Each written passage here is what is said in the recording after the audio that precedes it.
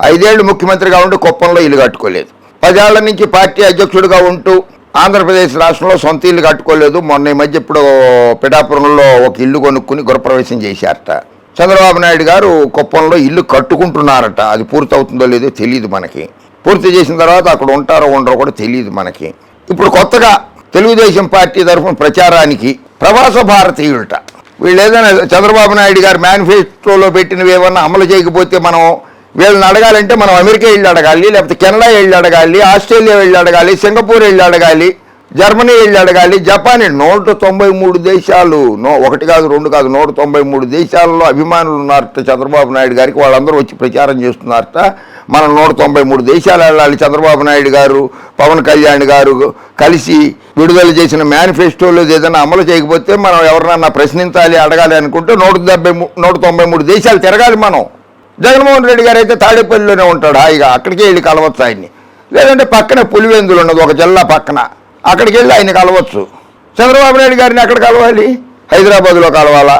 ఆయన బెంగళూరు వెళ్తూ ఉంటాడు, అక్కడ కలవడానికి దేవగౌడ గారిని, కుమారస్వామి గౌడ్ గారిని కలవడానికి వెళ్తూ ఉంటాడు. లేదా ముఖ్యమంత్రి అయ్యాడు అనుకో, పడాపట్ ఫ్లైట్ వేసుకుని బెంగాల్ వెళ్ళిపోతాడు మమతా బెనర్జీ దగ్గరికి కలవడానికి. అరవింద్ కేజ్రీవాల్ని కలవడానికి వెళ్ళిపోతాడు, లేకపోతే ఫారూక్ అబ్దుల్లాని కలవడానికి వెళ్ళిపోతాడు ఆయన. పవన్ కళ్యాణ్ గారేమో షూటింగ్కి వెళ్ళిపోతారు. ఎక్కడ పట్టుకోవాలి వీళ్ళని? వీళ్ళతో బట్టి వీళ్ళు కొత్తగా తయారయ్యారు. ఎన్ఆర్ఐ వీళ్ళు నాన్ రెసిడెంట్ ఇండియన్స్, వీళ్ళు వచ్చి ప్రచారం చేసేస్తున్నారట. వీళ్ళని వైఎస్ఆర్ కాంగ్రెస్ పార్టీ, జగన్మోహన్ రెడ్డి గారి ప్రభుత్వం ఇబ్బందులు పెట్టేస్తోందిట. తెలుగుదేశం పార్టీ తరఫున ప్రచారం చేస్తున్నామని తప్పుడు కేసులు పెడుతున్నారు. తెలుగుదేశం పార్టీ ఎన్ఆర్ఐ నేతల ధ్వజం. ఎన్రైజ్ ఏపీ క్యాంపెయిన్ వాహనాల ప్రారంభం.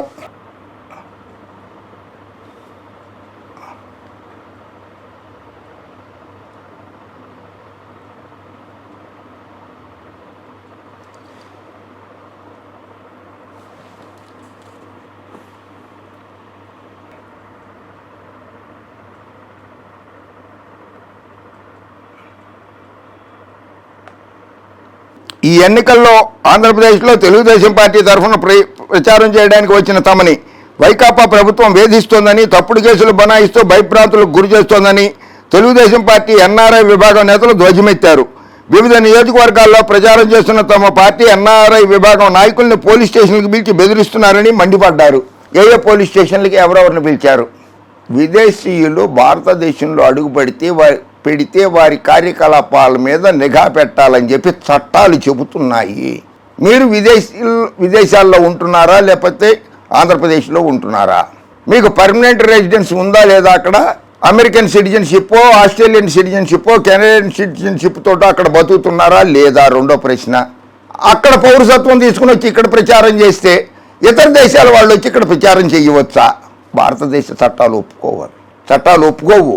ఇతర దేశాల వాళ్ళు వచ్చి ఇక్కడ ప్రచారం చేయొచ్చు అని చెప్పి భారతదేశ చట్టాల్లో ఎక్కడ లేదు. లేకపోతే చంద్రబాబు నాయుడు గారికి మైక్రోసాఫ్ట్ అధినేత బిల్ గేట్స్, ఆయన స్నేహితుడు బిల్ క్లింటన్ వాళ్ళందరూ వచ్చి చంద్రబాబు నాయుడు గారికి ప్రచారం చేసేవాళ్లేగా. ఇతర దేశాల వాళ్ళు వచ్చి ప్రచారం చేయకూడదు మన దేశంలో. చంద్రబాబు ఇచ్చిన 20 లక్షల ఉద్యోగాల హామీ మేరకు ఎన్డీఏ ప్రభుత్వం వచ్చిన వెంటనే ఎన్ఆర్ఐ విభాగం ద్వారా 1,00,000 మందికి ఉద్యోగాలు కల్పిస్తామని హామీ ఇచ్చారు. మీకున్న ఉద్యోగాలు ఉంటాయో ఊడిపోతాయో చూసుకోండి. అక్కడ అమెరికాలో సాఫ్ట్వేర్ కంపెనీలు దివాలా తీస్తున్నాయి అని చెప్పి కిందటి నెలలో మార్చి నెలలో 66,000 మందిని బెంగళూరు, హైదరాబాదు, చెన్నై, గుడుగాంలో, పూణేలలో తీసేశారు. 66,000 మందిని మన దేశంలో తీసేశారు సాఫ్ట్వేర్ ఇంజనీర్లని. అక్కడ మీరు చేస్తున్న ఉద్యోగాలు ఉంటాయో ఊడిపోతాయో ముందు అది చూసుకోండి మీరు. విదేశాలలో పాపం అక్కడికి వెళ్ళి ఎందుకు ఇబ్బందులు పడతారు విదేశాలలో. మంగళగిరిలోని తెలుగుదేశం పార్టీ కేంద్ర కార్యాలయంలో ఎన్రైజ్ ఏపీ క్యాంపెయిన్ వాహనాన్ని ఆ పార్టీ ఎన్ఆర్ఐ విభాగం అధ్యక్షుడు వేమూరు రవి జెండా ఊపి ప్రారంభించారు. ఈ ప్రచార కార్యక్రమంలో భాగంగా తెలుగుదేశం పార్టీ హయాంలో జరిగిన అభివృద్ధి, జగన్ పాలనలో జరిగిన నష్టంపై యువతలో చైతన్యం తీసుకువస్తాం. గతంలో పోల్చుకుంటే ఈసారి తెలుగుదేశం పార్టీ తరఫున ప్రచారం చేయడానికి పెద్ద సంఖ్యలో ప్రవాసాంధ్రులు వచ్చారు. ఉండేది అమెరికాలో, జపాన్లో, కెనడాలో, ఆస్ట్రేలియాలో, జర్మనీలో, సింగపూర్లో. ఆంధ్రప్రదేశ్లో జగన్మోహన్ రెడ్డి ఎలా పరిపాలించాడో నీకు ఎలా తెలుస్తుంది నాయన? సంక్షేమ పథకాలు ఎవరెవరికి అందాయో మీకు ఎలా తెలుస్తుంది నాయన? వైకాపా ప్రభుత్వానికి వ్యతిరేకంగా పోస్టులు పెడుతున్న ఎన్ఆర్ఐలపై కేసులు పెడుతున్నారు. కేసులు పెట్టకుండా ముద్దులు పెట్టుకోవాలా? జగన్మోహన్ రెడ్డి గారు ముద్దులు పెట్టుకుంటేనేమో జగన్మోహన్ రెడ్డి ముద్దులు పెట్టుకుంటున్నాడు అని ఏడుస్తున్నాడు చంద్రబాబు నాయుడు. కనపడ్డ వాళ్ళ ముద్దులు పెట్టుకుంటాడు జగన్మోహన్ రెడ్డి అని ఏడుస్తాడు. లోకేష్ బాబు ఏడుస్తాడు, పవన్ కళ్యాణ్ ఏడుస్తాడు. మీరేమో ముద్దులు పెట్టుకోమంటారు, వాళ్ళ మీద కేసులు పెట్టద్దు, ముద్దులు పెట్టుకోమంటున్నారు. చంద్రబాబు నాయుడు అధికారంలో ఉండగా మణి అన్నపరెడ్డి మీద కేసు పెట్టలేదా? నిన్న మొన్న ఈనాడులో వార్తలు రాయలేదా వాళ్ళు? మణి అన్నపరెడ్డి వచ్చేసాడు, ఇక్కడికి మారు పేరుతో వచ్చేసాడు, వైఎస్ఆర్ కాంగ్రెస్ పార్టీకి ప్రచారం చేస్తున్నాడు, ఆయన అరెస్ట్ చేయండి అని చెప్పలేదా ఈనాడు రామోజీ గారి పేపర్లో? మీకో రూలు, వైఎస్ఆర్ కాంగ్రెస్ పార్టీకి ఒక రూలు ఉంటుంది ఎక్కడన్నా? చట్టం మీకో రకంగా ఉండదు, వైఎస్ఆర్ కాంగ్రెస్ పార్టీకి ఒక రకంగా ఉండదు. మన భారత రాజ్యాంగం అందరికీ ఒకటే. మీ మీదే ఇంకా మీరు అక్కడి నుంచి ఇతర దేశాల నుంచి వచ్చి ఇక్కడ ప్రచారం చేస్తున్నారు, అది చట్ట వ్యతిరేకం. స్వదేశంలో విమానం దిగితే చాలు అరెస్ట్ చేస్తున్నారు. ఎవరెవరిని అరెస్ట్ చేశారో పేర్లు చెప్పండి అయ్యా. ఎవరెవరిని అరెస్ట్ చేశారో చెప్పండి, ఎవరెవరిని జైలుకి పంపించారో చెప్పండి. ఊరికి అన్ని అబద్ధాలు. అమెరికా నుంచి వచ్చి కూడా అబద్ధాలే, ఆస్ట్రేలియా నుంచి వచ్చి కూడా అబద్ధాలే చెప్తారేంటి మీరు? ప్రవాసాంధ్రులుగా మాకున్న సౌకర్యాలు సామాన్యులకు కలగాలంటే చంద్రబాబు మళ్ళీ సీఎం కావాలని రవి స్పష్టం చేశారు. చంద్రబాబు సీఎం అయితే ఎన్ఆర్ఐ విభాగం తరఫున 1,00,000 ఉద్యోగాలు మేమే ఇస్తాం. చాలు మీ ఉద్యోగాలు ముందు మీరు కాపాడుకోండి. మోడీ గారు కోట్ల ఉద్యోగాలు ఇస్తానన్నాడు, ఆయన ఇవ్వలేదు. జాబు కావాలంటే బాబు రావాలన్నాడు, ఆయన ఇవ్వలేదు.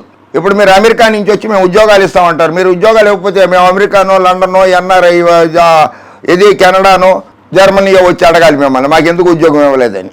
మా విభాగంలో సుమారు 5,000 మంది పారిశ్రామికవేత్తలు ఉన్నారు. అంటే మీరు పెత్తందారులు. జగన్మోహన్ రెడ్డి గారు చెప్పింది 100కి 100 కరెక్ట్. పెత్తందారులకి పేదలకి జరుగుతున్న యుద్ధం ఈ ఎన్నికలు అని చెప్తాడు ఆయన. మీ పారిశ్రామికవేత్తలని మీ అంతటా మీరే చెప్పుకున్నారు. అది జగన్మోహన్ రెడ్డి గారి విజన్ అంటే. మీ పారిశ్రామికవేత్తలు అందరూ కలిసి ఆంధ్రప్రదేశ్ని సర్వనాశనం చేయడానికి వచ్చారు మీరు. ఒక్కొక్కరు 20 మందికి ఉద్యోగాలు ఇచ్చినా సులువుగా 1,00,000 అవుతాయి. ఇవి కాక మా రిఫరెన్స్ల ద్వారా మరిన్ని ఉద్యోగాలు కల్పిస్తాం. అంటే ఇదేంటి? బేరం ఆడుతున్నారు మీరు, ఓటర్లతోటి బేరం ఆడుతున్నారు, ఆశ చూపిస్తున్నారు వాళ్ళకి. మీకు నిజంగా ప్రజల మీద, యువత మీద, విద్యార్థుల మీద గౌరవం ఉంటే మీరు అమెరికాలో ఉన్నప్పుడే రెఫరెన్స్ ఇచ్చి ఉద్యోగాలు ఎందుకు ఇప్పించలేకపోయారు? అలాగే ఇక్కడ కంపెనీలు స్థాపించి చంద్రబాబు నాయుడు అధికారంలో ఉన్నప్పుడు స్థాపించవచ్చు. ఆయన అధికారంలోకి పోయిన తర్వాత రాష్ట్రం మీద మమకారంతో జగన్మోహన్ రెడ్డి గారు ఉన్నా సరే ఇక్కడ పరిశ్రమలు స్థాపించి ఉద్యోగాలు ఇచ్చి ఉండొచ్చు. ఎందుకు ఇవ్వలేదు? 10 ఏళ్ల నుంచి ఇవ్వకుండా ఇప్పుడు వచ్చి ఉద్యోగాలు ఇస్తామని చెప్తారు ఎందుకు అని తెలుగుదేశం ఎన్ఆర్ఐ గల్ఫ్ అధ్యక్షుడు రాధాకృష్ణ చెప్పారు. తెలుగుదేశం పార్టీ తరఫున ప్రచారం చేస్తున్న నాపై పల్నాడు జిల్లా క్రోసూరులో కేసు పెట్టారు. అందుకు కారణం స్థానిక వైకాపా ఎమ్మెల్యే సతీమణి ఉన్న ఊళ్ళోకి ప్రచారానికి వెళ్లడమే. ఎన్ని కేసులు పెట్టినా చంద్రబాబు కోసం పనిచేస్తాం, యువత భవిత కోసమే వచ్చామని భానుప్రకాష్ తెలిపారు. ఓకే, చంద్రబాబు నాయుడు అధికారంలో ఉండగా మణి అన్నపరెడ్డి మీద, పంచి ప్రభాకర్ మీద కేసులు పెట్టలేదా? ఇంకా లుకౌట్ నోటీసులు అన్నారు, రెడ్ కార్నర్ అన్నారు, ఎల్లో కార్నర్ అన్నారు, గ్రీన్ కార్నర్ అన్నారు, బ్లూ కార్నర్ నోటీసులు అన్నారు, ఏవేవో అన్నారు. పెట్టలేదా చంద్రబాబు నాయుడు అధికారంలో ఉన్నప్పుడు? తప్పు చేస్తే ఎవరైనా తప్పు చేసినట్లే. గల్ఫ్ దేశాల నుంచి వచ్చారట, ప్రవాస గల్ఫ్ కంట్రీస్ నుంచి. అక్కడ మీరు ఎంత ప్రశాంతంగా బతుకుతున్నారో మీకు తెలుసు. చంద్రబాబు నాయుడు ఉమ్మడి ఆంధ్రప్రదేశ్కి ముఖ్యమంత్రిగా ఉన్నప్పుడు ఉద్యోగం ఇవ్వకపోతేనే మీరు అక్కడికి వెళ్ళిపోయారు గల్ఫ్ దేశాలకి. అది గుర్తుపెట్టుకోండి, మీరు అది గుర్తు తెచ్చుకోండి. మీరు చంద్రబాబు నాయుడు అధికారంలో ఉన్నప్పుడు మీకు ఉద్యోగాలు ఇవ్వలేదని మీరు అమెరికా వెళ్ళిపోయారు. అది గుర్తు తెచ్చుకోండి. మీరు ఉద్యోగాలు ఇవ్వలేరు, చంద్రబాబు నాయుడు ఉద్యోగాలు ఇవ్వలేరు, ఎవరు ఉద్యోగాలు ఇవ్వలేరు. యువతను మభ్యపెట్టకండి. ఓకే, జై హింద్.